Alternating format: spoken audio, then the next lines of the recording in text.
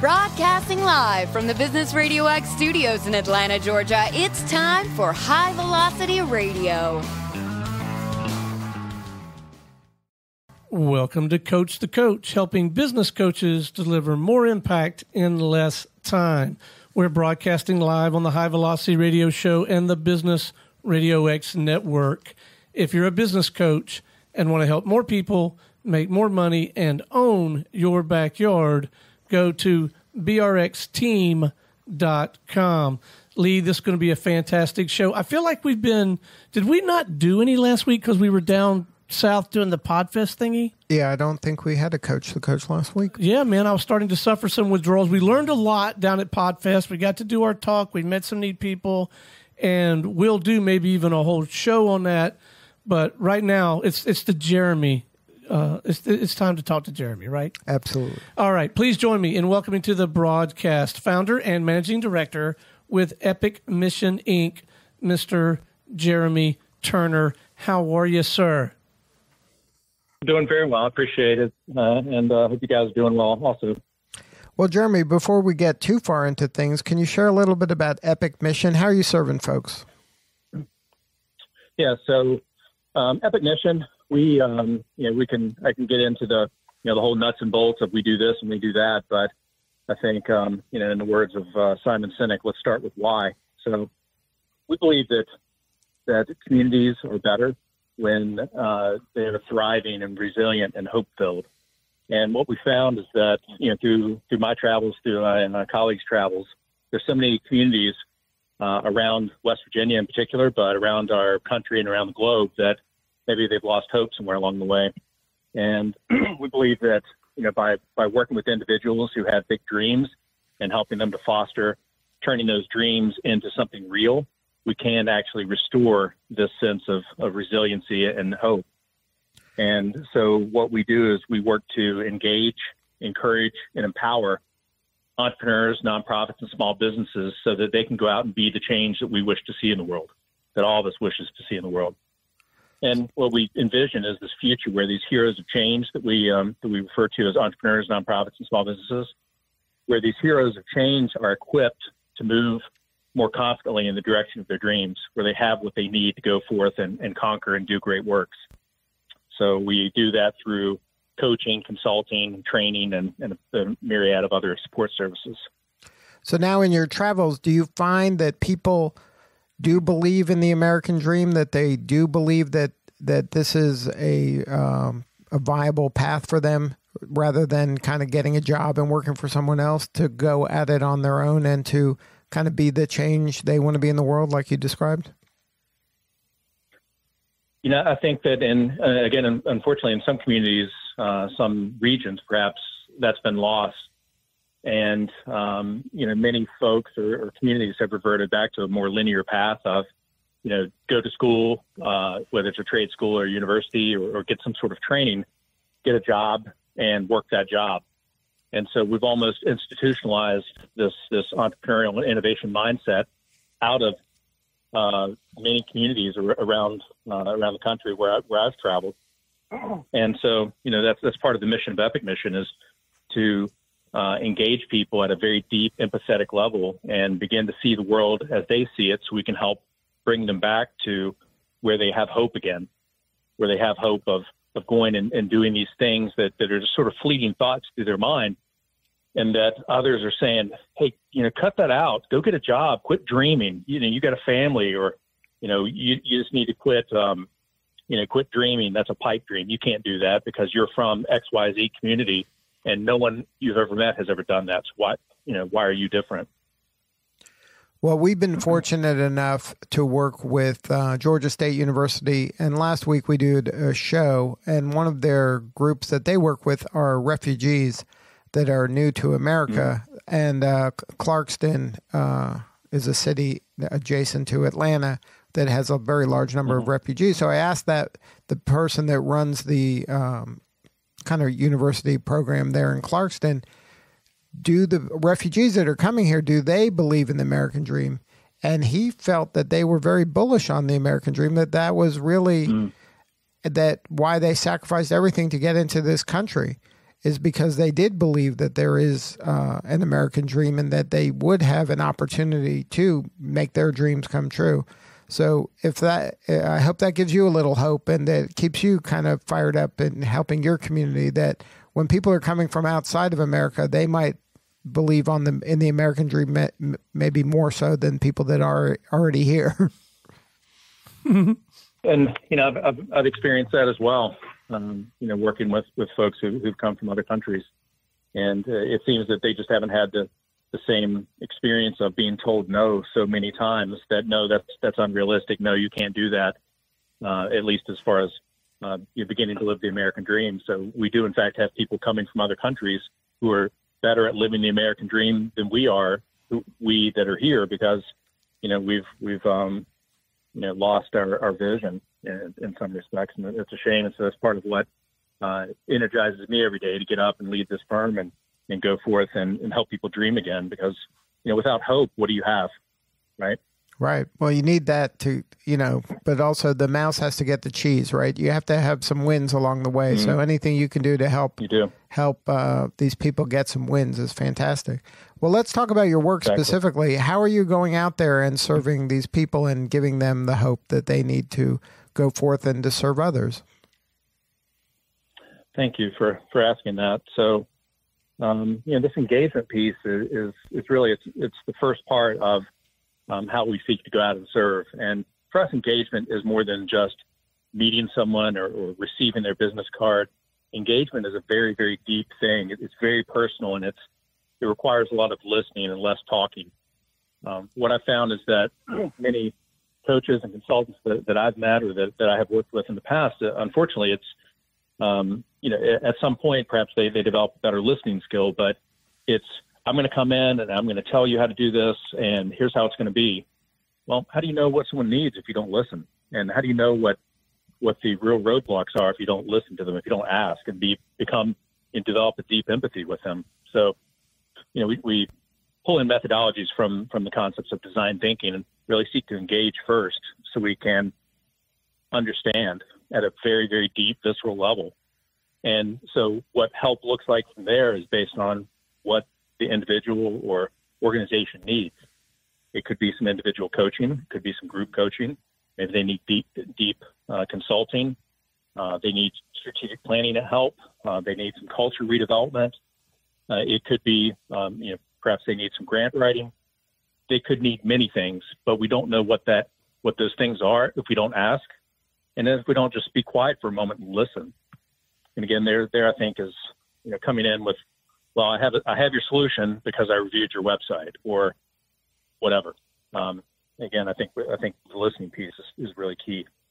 So I'll be quiet and listen for a moment. I'll take some time. Well, what's your backstory? How did you get into this line of work? Were you always serving entrepreneurs? No, I was an entrepreneur. Well, at least I came to realize that. So growing up in Huntington, West Virginia, we didn't really talk about entrepreneurship much. I don't recall ever having heard that word and didn't really understand it. It was this fancy French word, and I had no idea what this means. And, when I finally did hear it, I began to dig in and I got very curious about it. But so I was a kid that did really well in school, but just I wasn't one of those that said, I know exactly what I want to do for a living. I'm going to be an attorney or whatever. So my path, I meandered through many things and found that I was really good at solving problems, of asking good questions and listening, and then beginning to solve problems and teach and train and develop and empower people. And, through my professional career of I worked for some very large international corporations and international nonprofits. And I've done a lot of startup in both the for-profit and nonprofit space, and found that specifically, once you get to a certain revenue level, there are lots of options for consulting and coaching. But you can't be big if you're not good at being small first. And it's really the details that separate mediocrity from greatness. So who was really helping the startups, the early stage, the idea stage organizations, for-profit, nonprofit? And I found that there weren't a lot. And, there were people that wanted to help, but perhaps it was they truly wanted to help. They didn't have the acumen or the experience or whatever. And so, I found that there was a hole in the market and there was a need, and I had experienced this need when I was on the other side, launching businesses and such. So Epic Mission really came out of my own observations and my own frustrations with needing help at different junctions in my life and not being able to find the help I needed that was very ground level, practical, taking complex ideas and bringing them down to a simple level that I can bite off in small chunks and easily digest. But it's not just about the knowledge, it's about the application, because that's what turns knowledge into power. And so rather than coming in and using a bunch of big fancy words and trying to sound smart, we are focused on let's understand the problem first and deliver a solution that truly meets the needs, so that this problem can be alleviated, not the symptom, but the underlying cause. And so that whatever we share can actually be implemented, because if there's no impact, it doesn't matter. We shouldn't have done the work. We shouldn't have gotten paid for it. Now, how do you discern like a startup from an entrepreneur, from a small business? And then I know you lump nonprofits in there, and I would imagine that some of these people, when they first start their nonprofits, in some ways, maybe not the way you mean, but how do you kind of discern these different types of niches inside of this umbrella that you're working with? Well, so the different buckets, entrepreneur, nonprofit, small business, is really more about targeting for marketing purposes. But at a very basic level, we don't really care which one of those buckets you might fit in. We just want to help.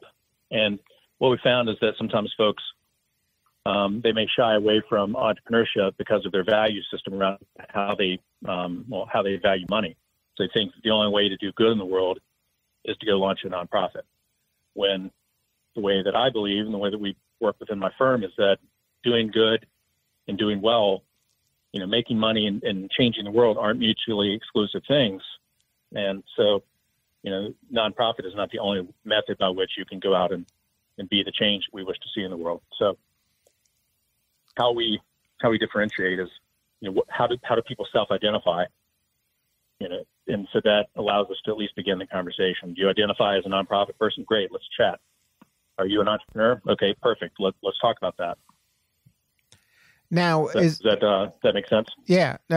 So you treat them all the same in a similar manner, though. It begins with listening and then really trying to help them achieve whatever outcome they desire. Indeed. Yeah. So where are you? Where do you want to be? And what are the steps that it takes to get there? Let's take some inventory. Where are you? And, what resources do you have? Let's discuss potential roadblocks, either real or perceived. And, let's design some solutions for getting around those, or, maybe we need to take a different direction. So, I get to teach entrepreneurship at a college level, and I get to practice it every day. And so, we look at these ideas, I'm not necessarily judging the idea, but, we need to look at what option are you going to take? Are you going to make a big change? Are you going to pivot? Are you going to make a small adjustment and iterate? Do you just continue doing exactly what you're doing and persevere, or do you quit? So, we have to, find out what's going on with someone. What is their idea? Where do they want to go? So we can begin to, teach them accordingly and empower them so they can, we're not going to make the decisions for them. We want to empower them so that they are now better equipped to make decisions. It's not our decision to make. It's not our business. It's not our dream. And we can't love it more than they do. Right. Now, it's frightening when you don't understand. Well, you can't do the work for them. They got to want it more than you do. But Indeed. Is there any meaning behind Epic Mission? Did you intentionally choose the word epic because you believe this work is that important? Yeah, absolutely. This work is, there's many things that I can go do to earn a paycheck. This is way more than that. This is a calling for me. This is why I'm on this earth. And during this chapter of my life, I'm going to go at it as hard as I can. You've heard me describe these heroes of change, entrepreneurs, nonprofits, small businesses. They are the heroes because they're creating new products and services, and they're bringing jobs to communities, and they're filling holes in our communities, filling gaps of service. And I think that work is heroic. And so you think about the classic hero's tale, the epic hero's tale. There's a cycle to that, to the classic hero's tale. And so what we seek to do with Epic Mission is to meet these heroes of change wherever they are along their journey. And first of all, we're not going to judge them, because who really wants to be judged? So we're not going to judge. Instead, we're going to engage and begin to find, what do you need and how can we help you? What does that look like? What does that sound like? So yes, the name Epic, and it's an acronym as well. You may have seen that. It stands for these 4 stages of development, and also is an acronym for our values. So the 4 stages are: we want to empower people because they may have an idea or a vision for something, but they might need a nudge. They might need just a little bit of push or a cheerleader for a moment. P is process. How can we create systems and processes and begin to formalize and structure things so that we can have proven, predictable, repeatable results? I is impact. Are we doing what we think we're doing? Because what we measure will improve. And C is capacity. Going wider, going deeper, going both. But if you have something amazing, you should seek to enrich that and deepen it, or take it to open another office, or bring in another partner, what have you. And so then, the things that we value empathy, because without that, what do we have? It's a transactional service without empathy, and that's not what we're about. We value practicality, because fancy doesn't matter. We just need to know it works. Impact, again, impact is so important that we have it on our name and our values, because if it's not making a difference, then it doesn't matter. It's a waste of everyone's time and money. And community, we value community. That's why we do this work. And community, not just in the physical sense, we value that as well, but in the sense of having a place to belong, feeling like you belong, and the ownership rights that come along with belonging. In the words of Peter Block, as he describes these dual meanings for belonging. That's really the story behind Epic and this hero's tale, and what we value and what the stages of our work look like. If you're just joining us, you're listening to Coach the Coach, helping business coaches deliver more impact in less time, featuring founder and managing director with Epic Mission, Inc., Mr. Jeremy Turner.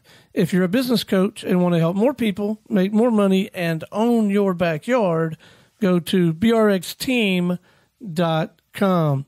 Jeremy Stone Payton here. I've been listening into your conversation with Lee, and I particularly appreciate what you've had to say about listening and about meeting your client where they are. To give you some context, I am not out in the marketplace as a coach, but I do find myself fulfilling that role, wearing that hat here at the Business Radio X network, in that we have studio partners across the country. We hope to have a great many more.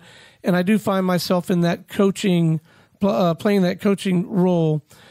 One of the things that occurs to me often when I'm on the phone talking with these folks, and sometimes I say it out loud, sometimes I bite my tongue, but I think almost always, are your goals, are your dreams too small? And because I feel like they could be reaching for so much more. So in one breath, I'm feeling that and wanting to try to tee up a conversation where they'll genuinely entertain that question. And then in the next breath, I'm thinking to myself, who are you, Stone, to superimpose your value system on them? Maybe they don't want to make that much money or reach that number of people. Maybe they're perfectly content and are right in their groove doing what they're talking about doing. So I don't know. I guess I would sincerely appreciate any counsel you might have to me and other coaches about what are our obligations and what should we do to properly help our clients navigate this topic. Well, I love it. And I take my own medicine on this often because I feel like,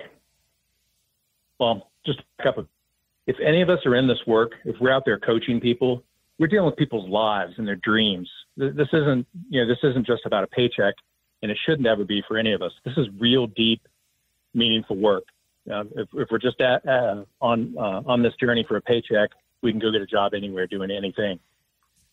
So this concept of, are we dreaming too small? There's a fellow West Virginian by the name of Steve Harvey, who you may recognize the name, his talk show and the many other things he does. And he put out this video. It's on you can find it on YouTube. It's pretty cool. He talks about taking the lid off the jar, and it's all about dreams. It's all about dreaming too small, or in fact, turning your dream machine on and dreaming big. And in it, he tells a little bit of this personal story about people not understanding his dreams and telling him that he's dreaming too big and he needs to chill out and get back to reality. And he says, gives a couple pieces of practical insight in there. If you have time to do everything that anyone asks you to do, you're dreaming too small. If you talk to people all around you and they all understand your dreams, you're dreaming too small. If you feel like you can accomplish your dreams pretty easily without the help of others, you're dreaming too small. So those are some of the filters that I run things through when I'm dreaming big. And I am a big dreamer, but I'm also a doer. And so I found through my life, especially, since, say the launch of Epic Mission and working through the things that we do, people don't get me. Generally, people don't get it. They don't. I talk about Yoda, do or do not. There's no try. And I've got Yoda stuff all over just as a way to cue me in. I talk about world domination. People don't get that. And I don't mean it from a very stingy standpoint. I'm not Jabba the Hutt, making another Star Wars reference. I'm about, getting out and being in front of a ton of people and helping as many people as I can as part of my personal human legacy while I'm on this earth. And so, dreaming too big, I can encourage other people to dream bigger. I don't, to your point, I don't know that it's imposing my own value system on them, because I can't tell them what their dreams are, but I can nudge them and challenge them a bit to say, are you dreaming big enough? Tell me, what is your dream, and walk me through this. Do you have time to do everything anyone asks you to do? Do other people get what you're trying to do, and do they agree with you? And can you achieve your dreams without the help of anyone else? And so, I do that regularly with my clients as well. Are you dreaming too small? I don't believe we were created to dream small. Well, I sincerely agree, and I also greatly appreciate having some structure to help me tee up that question in a way that is not condescending or, putting them on edge. I think what a great way to challenge them to really think that through. I thank you for that. I'm glad I asked. Absolutely.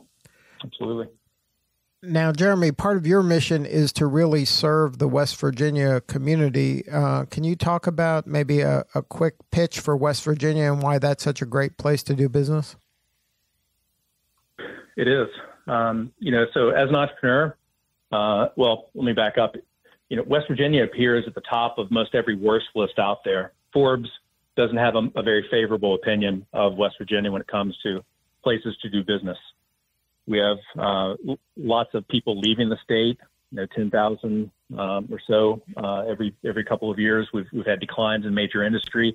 We've got high rates of heart attacks and heart disease and diabetes and other health issues, and we have rampant addiction. We have young people living, dying, and going to jail, leaving and going to jail. And so, most people would see those as obstacles, but as an entrepreneur, I see that as opportunity. Not just from a business standpoint, from a very personal standpoint of working with other people so that we can amplify one another's impact to go forth and make big things happen and continue to happen in West Virginia, to be the change that we all wish to see in the state.